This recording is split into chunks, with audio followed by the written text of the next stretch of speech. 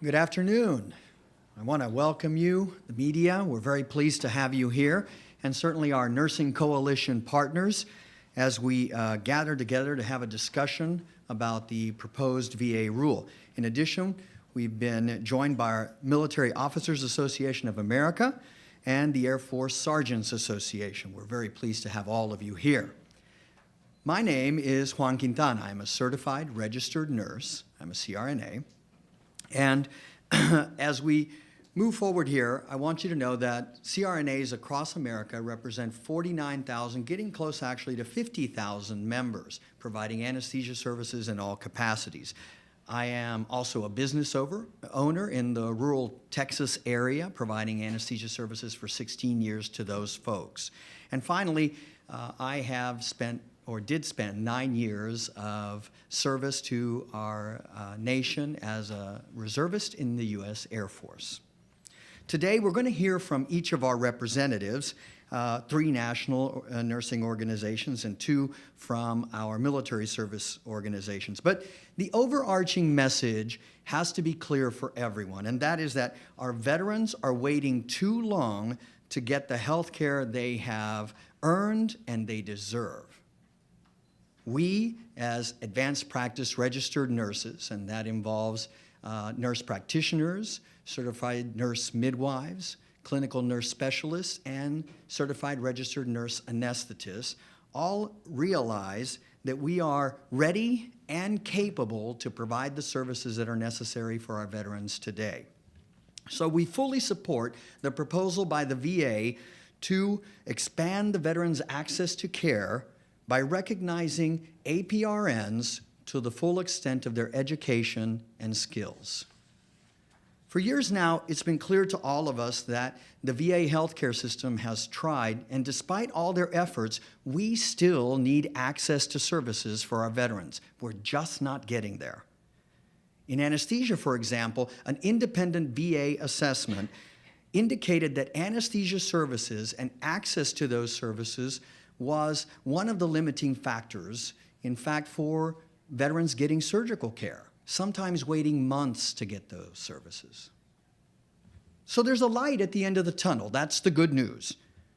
In collaboration with the VA, APRNs have, in fact, revealed a plan to solve this problem. We're here to make it happen. This new rule that was published in May 25th on the Federal Register now allows advanced practice registered nurses, including CRNAs, to practice to the full scope of their education and skill. That means providing increased access to services to all veterans. And in terms of access, CRNAs have been administering anesthesia for 150 years. We provide services in underserved areas, in ruralities, certainly in some VAs without anesthesiologist involvement, and in addition to that, in the forward surgical teams that provide services to our soldiers who are in harm's way. In terms of safety, CRNAs have been providing safe, high-quality, effective services, anesthesia everywhere in all locations for all types of patients for many years. Our studies show that we are very safe at what we do. So it's time to get this resolved. It's time for evidence to trump politics when it comes to our veterans' access to care. Our opposition brings little to no evidence. Their arguments go nowhere. It's anecdotal. We have, at least in anesthesia, 9 different studies since 2000 that prove that, in fact, anesthesia services by CRNAs are equal to our anesthesiologist colleagues. In the most recent study, published in May in Medical Care, we showed that, in fact, barriers and supervision requirements provide no beneficial impact to the anesthesia services that we provide. It's time for change. This proposal has incurred an unprecedented amount of attention. In fact, more than 40,000 comments have come forward. That's a record number of submissions. The most recent numbers that we have, in fact, show us that for any comments in the last 10 years, all rules combined, The most they had ever had was 6,300. So we are way over the top on that. And we still need your help. Our initial review of comments shows a wide-reaching support. Lots of people are getting involved in this discussion, about 2/3 in favor of what we do. So I thank you, I encourage you to comment, and I'd like to now present to you Dr. Cindy Cook, who is the president of the American Association of Nurse Practitioners. Dr. Cook. Thank you. Good afternoon. My name is Cindy Cook. I am the president of the American Association of Nurse Practitioners. AANP is the largest membership organization representing nurse practitioners across all specialties. We really are the voice of nurse practitioners.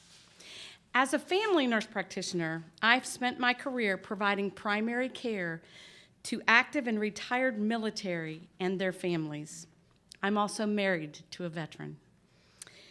Today, we are here to support the Department of Veterans Affairs' proposal to increase access to health care for our nation's veterans.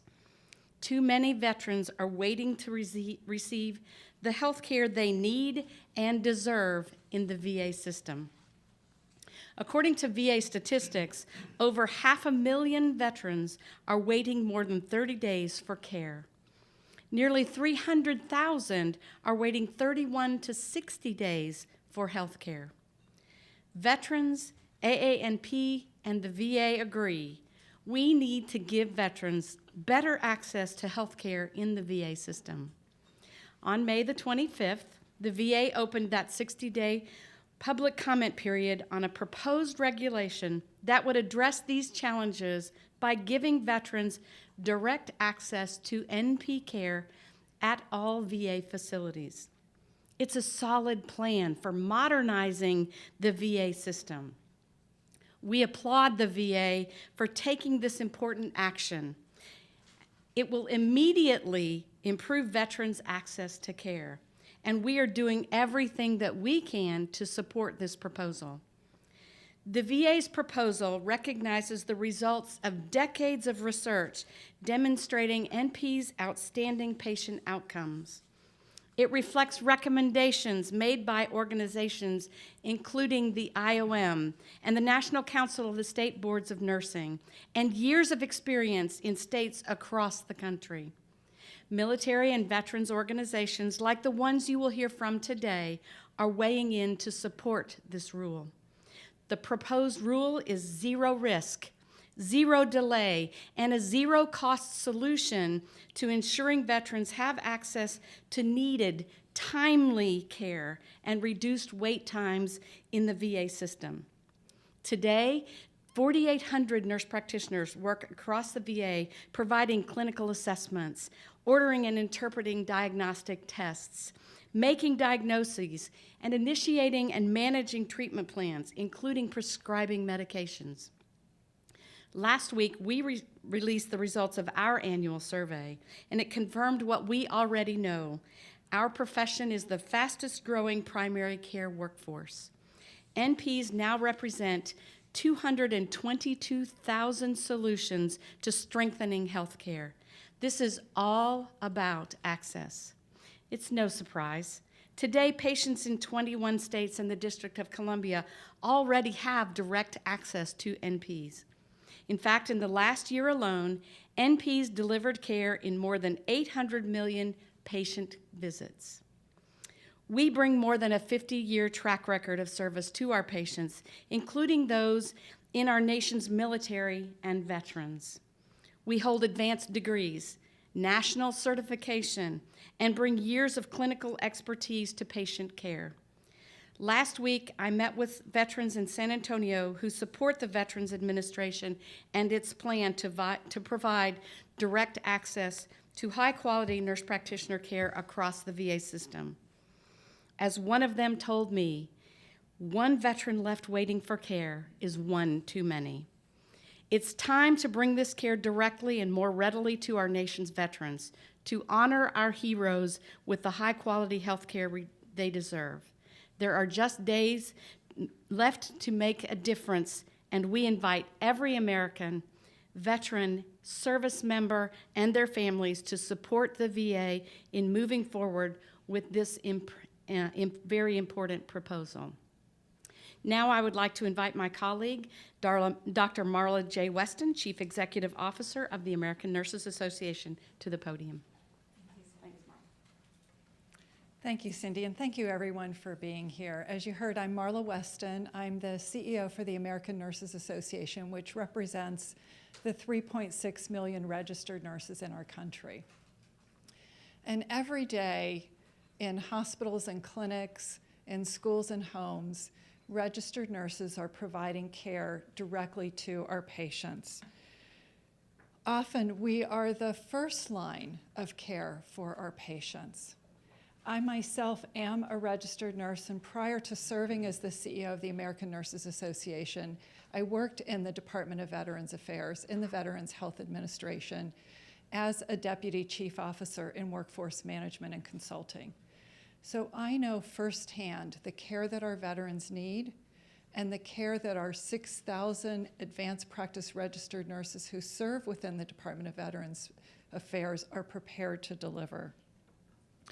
This rule would remove the antiquated, burdensome barrier to access to high-quality health care that advanced practice registered nurses could provide to our veterans. It would allow veterans to get faster access. It would allow more provider, and it would enable veterans to get care without having to jump through the hoops that are currently in place. It's far past time for the VA to allow APRNs to do the education to do the care that they are educated and prepared to do. In fact, this proposed rule is very consistent with the evidence-based recommendations that were advanced by the Institute of Medicine in its 2010 report on the future of nursing. In that report, it clearly stated that APRNs should be allowed to practice to the full extent of their education and training. But unfortunately, as you've heard, in spite of all of the evidence and widespread support, there's been a pushback from organized medicine. And these assertions that APRNs are underqualified or undereducated are just plain false. And they are harmful to our veterans having access to care. They're putting our veterans at risk. So the research is clear. Nurses consistently deliver exceptional care of high quality with high levels of patient satisfaction when they're allowed to function at the full extent of their education and preparation. So there's no basis whatsoever for requiring any supervision. The healthcare needs of our veterans, as we all know, are urgent. They are well-deserved, and they are growing. And so our veterans deserve the best care that we can provide, and that will happen only when every member of the healthcare team, including advanced practice registered nurses, are able to function at the full scope of their education and preparation. Bottom line, the VA's proposal will close the gap between the care that that our veterans really deserve and the health care that advanced practice registered nurses are prepared to provide. APRNs serving throughout the VA system will finally be able to fully deliver the care that they are educated to do. They will be able to provide timely, efficient, high-quality care for every patient. So thank you very much. I want to introduce Jane Kirschling, my colleague from the American Association of Colleges of Nursing. Good afternoon. I'm Jane Kirschling, and I'm the Dean and Professor at the University of Maryland School of Nursing, and also wear the hat as the Director of Interprofessional Education. And I'm here today on behalf of the American Association of Colleges of Nursing. As my colleagues have stated, our goal is that American veterans have the best possible care when they need it. The Veterans Health Administration wanted to address shortages in demand. There are many ways to approach this. The one they've landed on is evidence-based. This proposal would allow veterans direct access to APRN services. Leading authorities such as the National Governors Association, the Institute of Medicine, and the Federal Trade Commission recognize that barriers to practice for APRNs impede health care access and quality. What we are advocating is that policy aligns with evidence. Academic nursing recognizes that in order to care for our servicemen and women who have given so much of themselves to our country, we must work with our local VA facilities and communities to serve their needs. This is a mission that we do not take lightly. In our graduate nursing programs, there are over 70,000 APRN students. These are 70,000 future nurse practitioners, certified registered nurse anesthetists, certified nurse midwives, and clinical nurse specialists. We know that the education we provide impacts the care that your mother, your father, sister, brother, and every veteran receive. It is our duty as educators to constantly reinforce the bigger picture. We entered this profession to improve health. And to that, we must build an education program that allows for experiences in all practice settings. This is why schools of nursing partner with and provide clinical rotations in VA facilities. Our graduates must understand the unique needs of the veteran population. At the University of Maryland School of Nursing, our nursing students who receive clinical training are at the Baltimore VA Medical Center, and they share that it's a tremendous opportunity to learn. For example, Valerie Hampton graduated in May from our Master's Second Degree Clinical Nurse Leader program. A Mississippi native, she did her final semester practicum with the Baltimore VA Medical Center, and she's now applying for positions to work as a nurse at a VA hospital. Her commitment to work with veterans who suffer from cardiovascular disease is grounded by her own family's health history and the richness of her practicum experience. What will the impact of the VHA's ultimate ruling on changes to the nursing handbook be? One scenario is that veterans will have better access to care. The other, it is likely that veterans will continue to experience delays and weakened continuity of care. The reality is that only time will tell what the outcome will be. But we stand here as advocates promoting the policy that has been reviewed and promoted internally and is supported by evidence externally. Thank you, and I do now welcome back Dr. Quintana to the microphone. Thank you very much. And I hope that you've had an opportunity to hear from the nursing community. Understand nursing, in terms of healthcare, is the most trusted profession in healthcare 15 years running. But we're not the only ones saying support this rule. In fact, the rule is widely supported by veteran service groups and the AARP. The AARP represents about 3.7 million households across the nation that have veterans involved in them. Copies of the AARP's previous letters of support are available at the check-in table. So today I'd like to hear from two of our military service organizations who are here to support the rule as well. The Air Force Sergeants Association and the Military Officers Association of America. First up, I'll invite Mr. Rob Frank, CEO of the Air Force Sergeants Association. Great. Thanks, Dr. Quintana. Wow, better access to care. How does that sound for our veterans, right? So I appreciate the opportunity to come and address on this particular topic for care for our veterans. As the Chief Executive Officer for the Air Force Sergeants Association, I'm proud to represent the over 100,000 members, the enlisted members, the active duty, the Guard, the Reserve, the veteran, the retiree, and their family members on such an important topic. You know, I spent many years in the Air Force, 26, almost 26 to be exact, and half of that was as a first sergeant. And my job as a first sergeant was to really be involved and get to understand the needs of those airmen that were serving in the unit that I was in.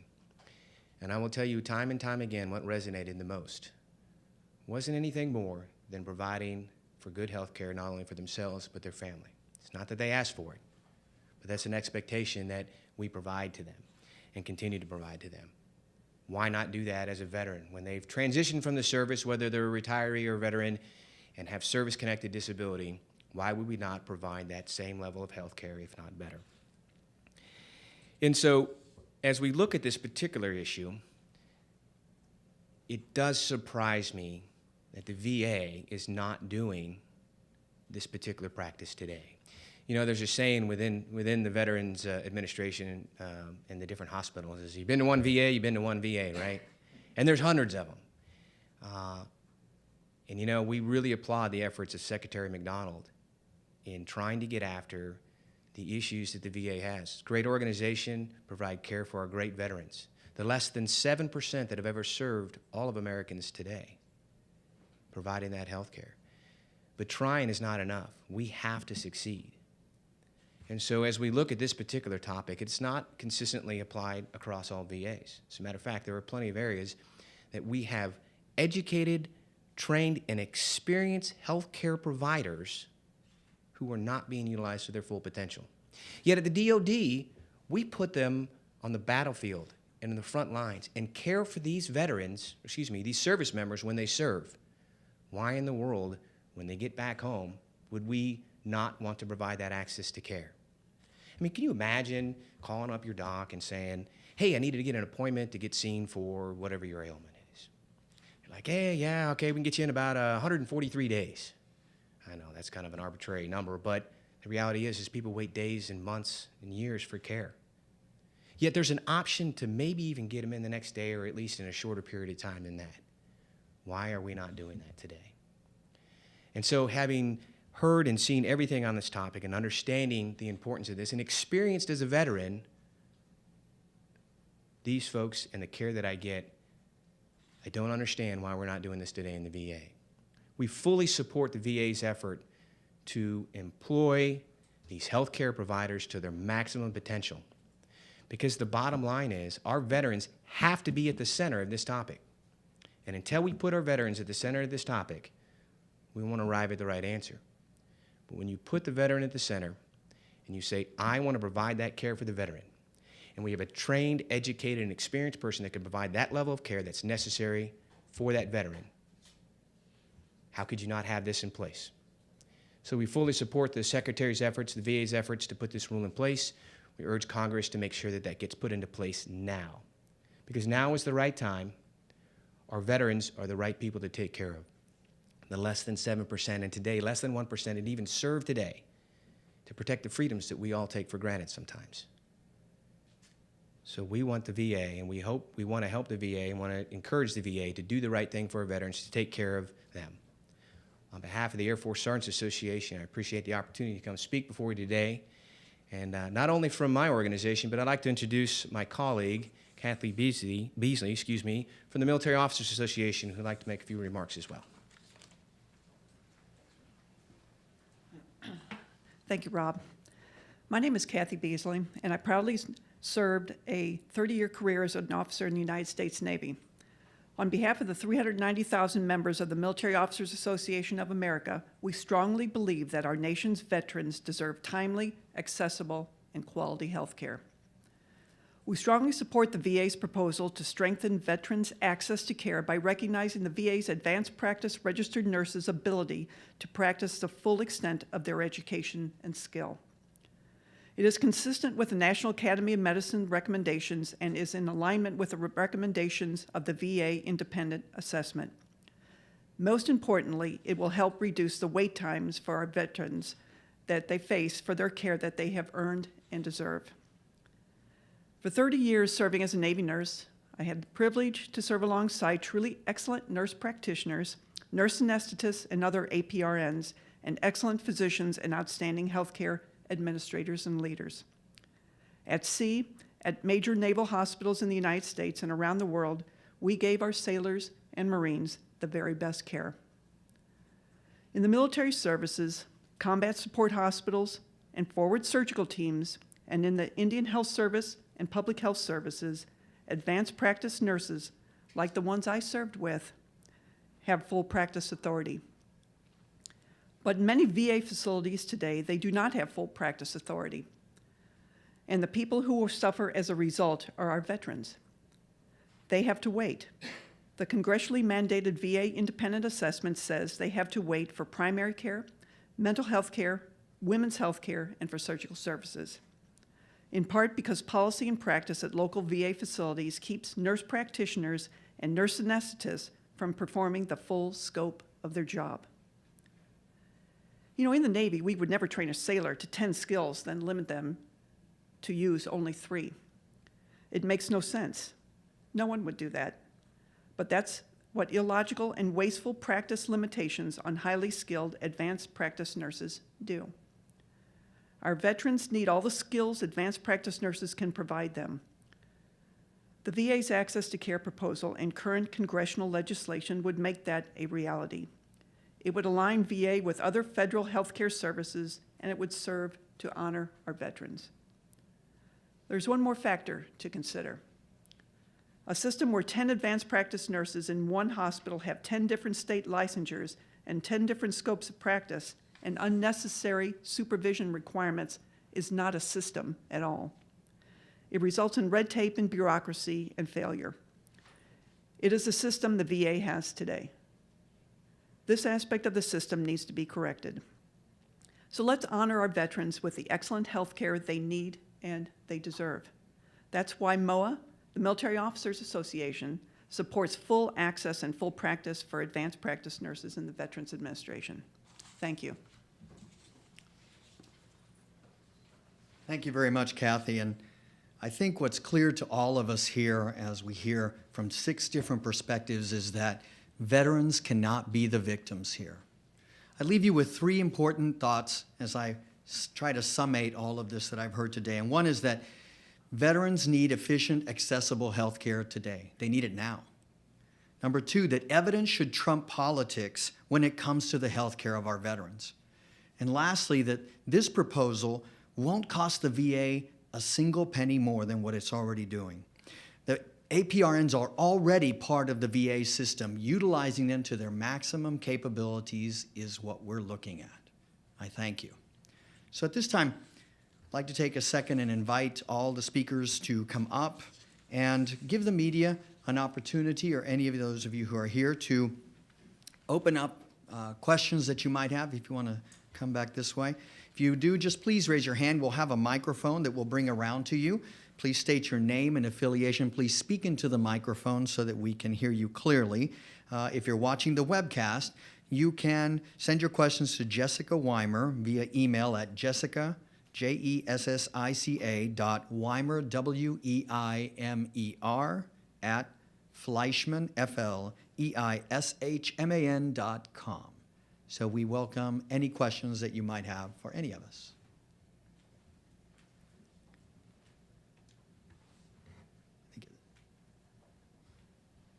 Get that microphone to you right away.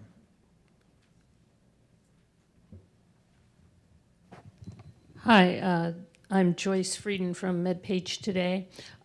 I was wondering, I think in the VA proposal, they had put something in about not wanting to do anything with the CRNAs in particular right now, and I just wanted you to address that, because it seemed like you were saying they might, in fact, do something.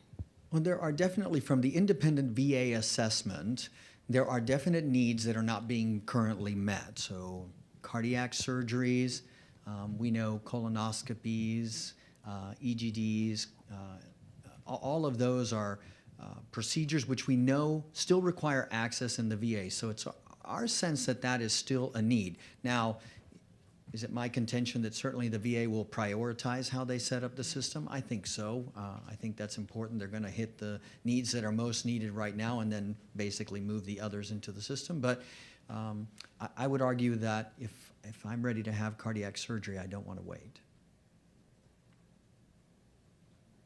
Any other questions? All right. Any last thoughts? Well, we certainly thank you again very much for joining us and participating in this very important discussion. As you can see, we are passionate about what we believe, and we know that our veterans need our care, and we are ready to provide it. So we thank you.